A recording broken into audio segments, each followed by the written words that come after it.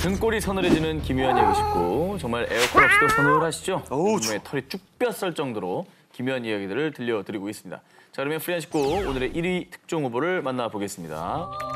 살인범을 잡은 모모의 기억. 한밤중에 관을 두드리는 소리. 저부터 알려드리겠습니다. 미국에 사는 8살 소녀 제니퍼는 매일 밤 자신을 쫓는 살인범에게 끔찍하게 살해당하는 무시무시한 악몽에 시달리고 있었습니다. 이 일로 부모님과 함께 정신과 의사를 만나보기도 했지만요. 원인 모를 악몽은 멈추지 않았는데요.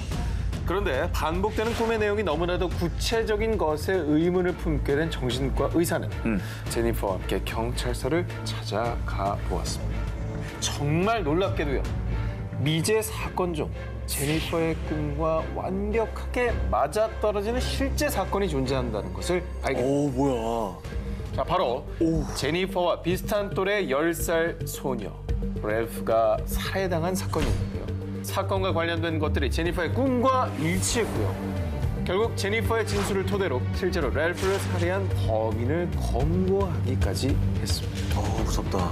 자, 여기에는 정말 믿기지 않은 엄청난 사실이 숨겨져 있었습니다.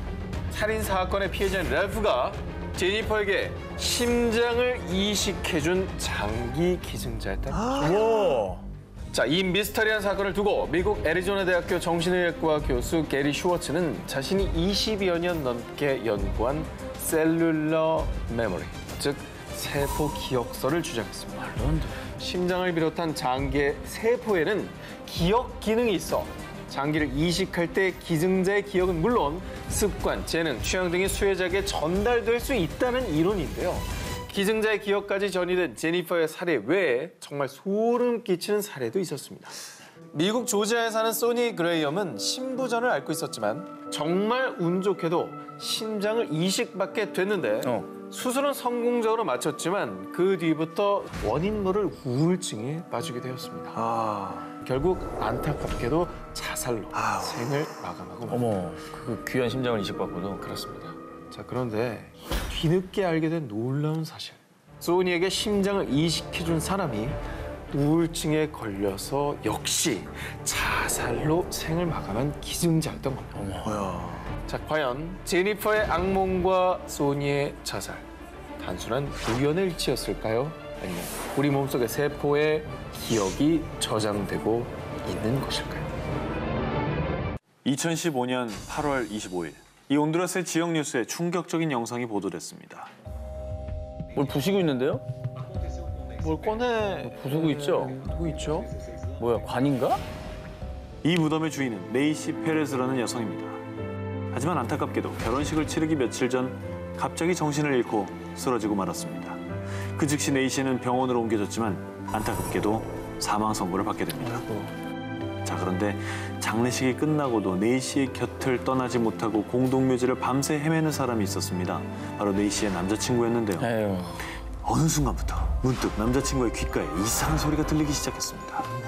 바로 무언가를 두드리는 소리였죠. 홀린 듯이 네이시의 묘지로 다가간 남자친구. 어느 순간 희미한 비명까지 듣는데요. 잠깐만, 이건 네이시의 목소리야. 내가 꺼내줘야 돼. 단단히 콘크리트로 마감해놓은 네이시의 무덤을 부수기 시작합니다. 마침내 관뚜껑이 열린 그 순간 사람들은 충격적인 모습을 마주하고 맙니다. 왜? 장례식 때만 해도 깨끗했던 네이시의 얼굴에 온통 상처가 나 있었고요. 손가락 끝은 피부가 까져서 피 범벅이 돼 있던 겁니다. 뭐야? 게다가 관뚜껑의 유리 부분은 완전히 깨져 있었던 거죠. 아니, 설마 그 안에서 나오기 위해서 이렇게 된 거예요? 곧바로 네이시의 가족과 남자친구는 네이시를 당장 병원으로 데려갔지만요. 의사는 다시 한번 사망 진단을 내리고 말았습니다. 결국 다시는 살아나지 못한 네이시. 그녀는 웨딩드레스를 입은 채 또다시 같은 무덤에 묻히게 됐는데요. 기구하다, 진짜. 네이시가 정말 무덤 속에서 살아났던 것일까요? 그 모든 것은 여러분의 상상에 맡기겠습니다.